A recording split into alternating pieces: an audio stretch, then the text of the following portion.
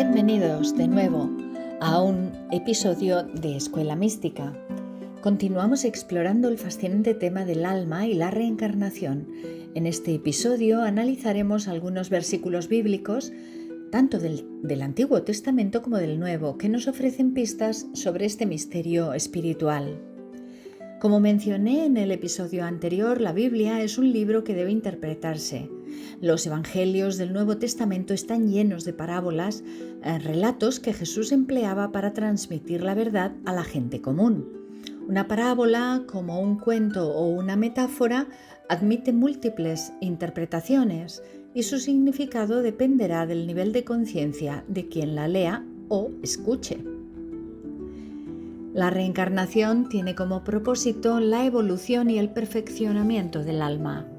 Este concepto está estrechamente ligado al karma o ley de causa y efecto, lo que significa que cada nueva encarnación representa una oportunidad para equilibrar las deudas kármicas contraídas en vidas anteriores.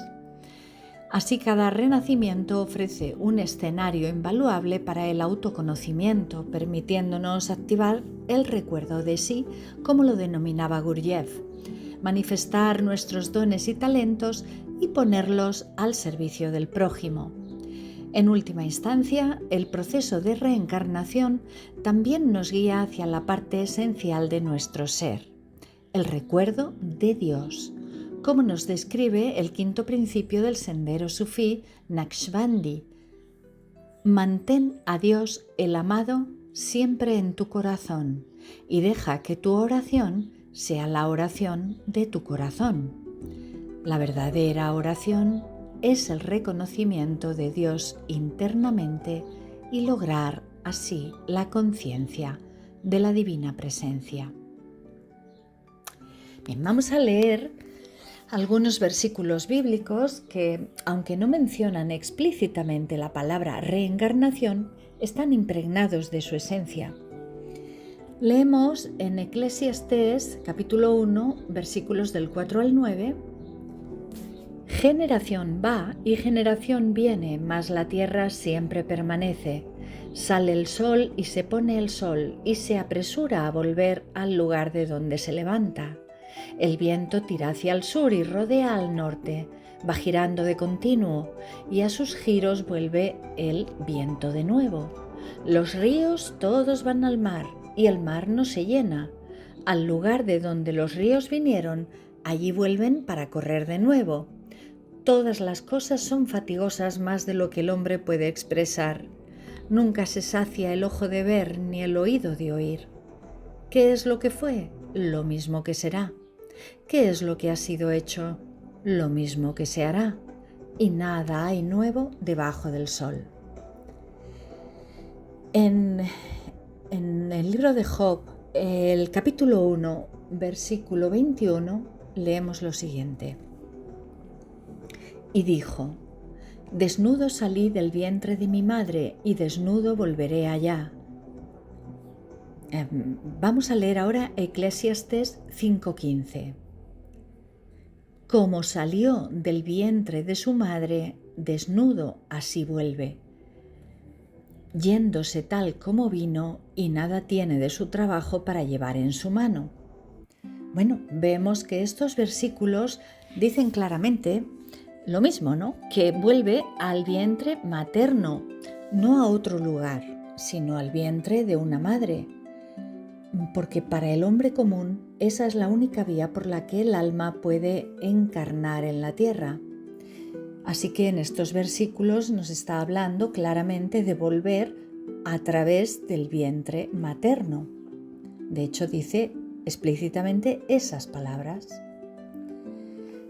Según el Evangelio de Lucas, capítulo 1, versículo 17, el mismo arcángel Gabriel le revela a Zacarías que junto a su mujer Isabel tendrían un hijo al que llamarán Juan, y que vendría con el espíritu de Elías, refiriéndose al que fue Juan el Bautista, hijo de Zacarías e Isabel, y el espíritu de Elías pues hace referencia a un antiguo profeta del Antiguo Testamento que por lo visto vendría en el cuerpo de Juan el Bautista, ¿no?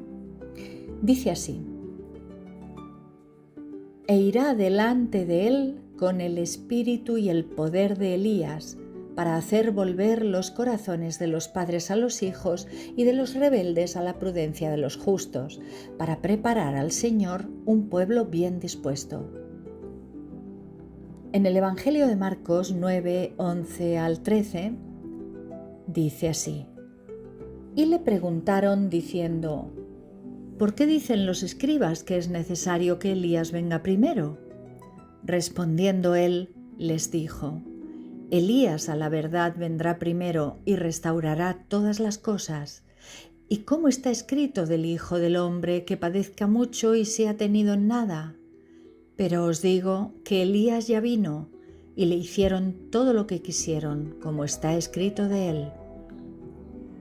Un poco antes, en el mismo Evangelio de Marcos, capítulo 6, versículos del 14 al 16, leemos: oyó el rey Herodes la fama de Jesús porque su nombre se había hecho notario. Y dijo: Juan el Bautista ha resucitado de los muertos y por eso actúan en él estos poderes. Otros decían: es Elías, y otros decían: es un profeta o alguno de los profetas. Al oír esto, Herodes dijo: este es Juan, el que yo decapité, que ha resucitado de los muertos. En Mateo 14:2, también relatando las palabras de Herodes, se lee: y dijo a sus criados: este es Juan el Bautista, ha resucitado de los muertos y por eso actúan en él estos poderes. Bueno, vemos que aunque la expresión utilizada por Herodes es que Juan el Bautista había resucitado en el cuerpo de Jesús, claro, esto es un poco contradictorio con todas las referencias bíblicas, porque cuando Jesús resucita a algunos muertos en sus obras milagrosas, estos muertos siempre regresan con el mismo cuerpo con el que fallecieron, no cambian de cuerpo.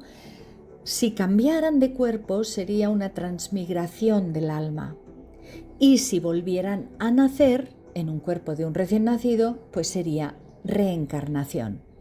Evidentemente aquí no queda claro por qué Herodes está convencido de que se trata de Juan el Bautista en el cuerpo de Jesús, pero puesto que era un cuerpo diferente, Jesús tuvo otro nacimiento anterior a la muerte de Juan el Bautista, pues se trataría en este caso, más que una resurrección, que son las palabras que utiliza Herodes, sería una transmigración del alma de uno al otro, pero tampoco es el caso. Tampoco es el caso, porque Jesús no era ni reencarnación, ni transmigración, ni resurrección de Juan el Bautista, evidentemente. Entonces, pero en cambio Juan el Bautista sí era una reencarnación del profeta Elías. Bueno, continuamos. En Mateo 17, del 10 al 13, dice: Entonces sus discípulos le preguntaron diciendo: ¿por qué pues dicen los escribas que es necesario que Elías venga primero? Y respondiendo Jesús les dijo: a la verdad, Elías viene primero y restaurará todas las cosas, mas os digo que Elías ya vino y no le conocieron, sino que hicieron con él todo lo que quisieron. Así también el Hijo del Hombre padecerá de ellos. Entonces los discípulos comprendieron que les había hablado de Juan el Bautista.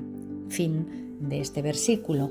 Bueno, vamos viendo que claramente Jesús sí hace referencia a que Elías era Juan el Bautista, pero no lo reconocieron.